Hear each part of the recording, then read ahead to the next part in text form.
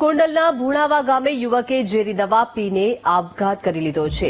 ભગવતપરા વાછરડા road પર રહેતા યુવકે અગમ્ય કારણોસર ઝેરી દવા પીધી. યુવકને સારવાર અર્થે સિવિલ હોસ્પિટલ ખસેડવામાં આવ્યો હતો. વધુ સારવાર અર્થે ખાનગી હોસ્પિટલમાં રિફર કરાયો. સારવાર દરમિયાન ગેલાભાઈ રાઠોડ નામના યુવકનું મૃત્યુ થઈ ગયું. મૃતદેહને પોસ્ટમોર્ટમ અર્થે ગોંડલ સિવિલ હોસ્પિટલ ખસેડાયા. ગોંડલ તાલુકા પોલીસે હોસ્પિટલ પહોંચી તપાસ હાથ ધરી છે. વધુ માહિતી મેળવી સંવાદદાતા વિક્રમસિંહ પાસેથી. વિક્રમસિંહ, ગોંડલના ભુણાવા ગામે એક યુવકે ઝેરી દવા પી આપઘાત કર્યો. શું કારણ હોઈ શકે છે?